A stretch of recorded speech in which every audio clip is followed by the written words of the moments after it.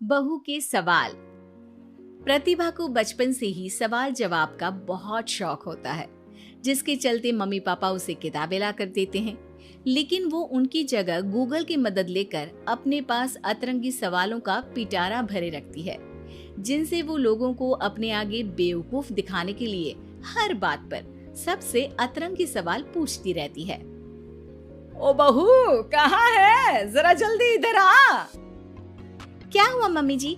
ऐसा कौन सा आसमान सिर पर आ गिरा जो इतनी हबड़ तबड़ में बुलाया? अरे आसमान का तो पता नहीं, पर इसकी छत जरूर गिरेगी। कितनी बार बोला है कि इसे रिपेयर करा लो। मम्मी जी, ऐसी क्या चीज है जो आपसे कभी सवाल तो नहीं पूछती, पर फिर भी आपको हमेशा उसका जवाब देना पड़ता है? हे भगवान, यहाँ घर गिरने को आया और इसे केबीसी खेलना है। अरे तू अपने सवालों का टोकरा अपने पास ही रख, मेरा बेटा करा देगा। वो आलसी, उनके भरोसे रही तो छत पक्का गिरेगी। इससे अच्छा है कि जल्द जवाब ही दे दो। प्रतिभा की बात सुन सास असमंजस में वहीं बैठ जाती है, जिसे देख प्रतिभा मुस्कुराते हुए वहां से चली जाती है। और मती मारी गई थी जो इस सवालों की दुकान को घर ले आई। क्या हुआ माँ, इतनी परेशान क्यों बैठी हो? अरे हाँ हाँ, आजा, सब तेरी वजह से तो हुआ है। पूरी दुनिया में तुझे कोई दूसरी लड़की नहीं मिली थी शादी करने के लिए, जो इस सवाल बवाल को मेरे सिर पर ला बिठा दिया।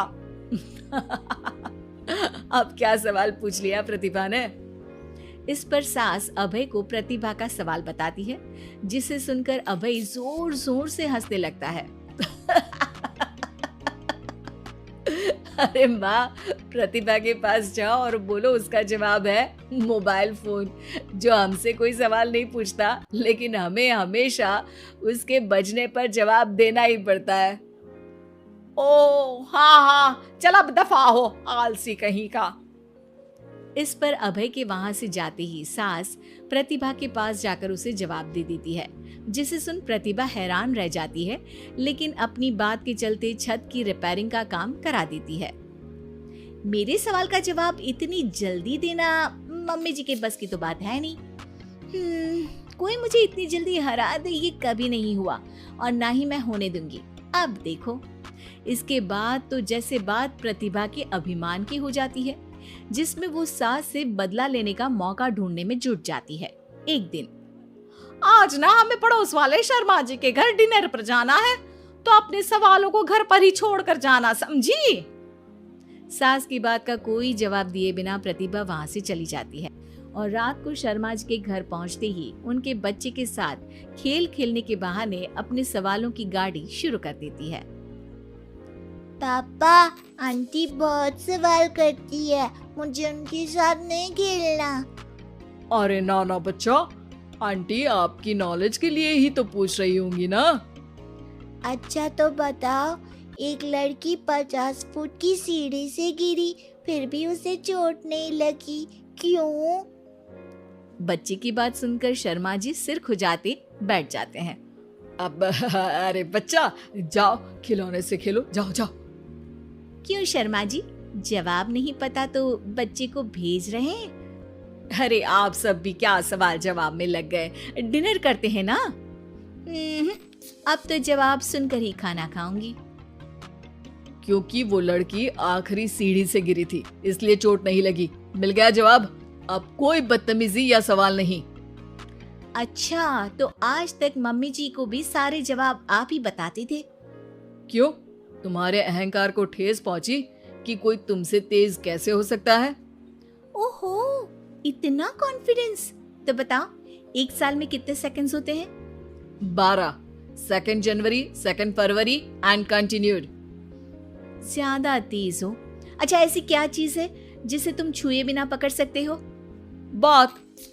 2 माँ और 2 बेटी पिज्जा खाने गई, सबने एक एक स्लाइस खाया, फिर भी सिर्फ 3 स्लाइस ही खा पाए। कैसे? क्योंकि उनमें एक ग्रैंड मदर है, फिर उनकी बेटी यानी कि मदर, और फिर उनकी बेटी। हो गई 2 माँ और 2 बेटी, मिल गए 3 स्लाइड का हिसाब। अरे कभी तो अपनी गूगल की दुनिया से बाहर निकलो। अपने आप को अगर इतना ही तेज समझती हो तो अब तुम मेरे सवालों का जवाब दो। कौन सा फूल सबसे अच्छा है? किसका दूध दुनिया में सबसे ज्यादा अच्छा है? कौन सी मिठास सबसे अच्छी है? अभय के सवाल सुन प्रतिभा असमंजस में पड़ चुपचाप बैठ जाती है, जिसे देख सब हैरान रह जाते हैं। प्रतिभा के पास सवाल का जवाब नहीं, ये चमत्कार कैसे हो गया? अरे कभी गूगल छोड़कर ढंग की किताबें पढ़ी होती तो पता होता। इसी तरह कुछ दिन बीत जाते हैं, जिसमें अभय का जवाब ना दे पाने की वजह से प्रतिभा सवाल पूछना बंद कर देती है, लेकिन साथ ही सुकून से रह भी नहीं पाती, जिसे देखकर एक शाम अभय प्रतिभा को कहता है, देखो, मेरा तुम्हें हर्ट करने का कोई मोटिव नहीं था।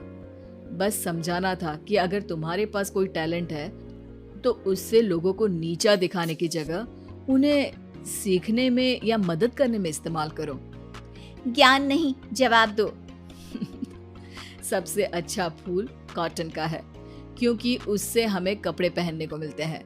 सबसे अच्छा दूध माँ का है, क्योंकि उसकी वजह से एक बच्चा स्वस्थ और तंदुरुस्त रहता है। और सबसे अच्छी मिठास तुम्हारी जुबान में होती है। अगर जुबान से अच्छा बोलोगे तभी तो लोगों से जुड़ पाओगे, उनके मन और जीवन में घर कर पाओगे। अभी भी ज्ञान ही दिया, लेकिन ऐसा जो मेरे पास नहीं था। सॉरी, मुझे कभी समझ में ही नहीं आया कि मैं कितना गलत कर रही हूँ, और ना ही किसी ने समझाया। पर अब वादा करती हूँ, गूगल से ज्यादा किताबों में समय लगाऊंगी, और जो भी सीखूंगी उससे शो ऑफ नहीं करूंगी, लोगों की हेल्प करूंगी।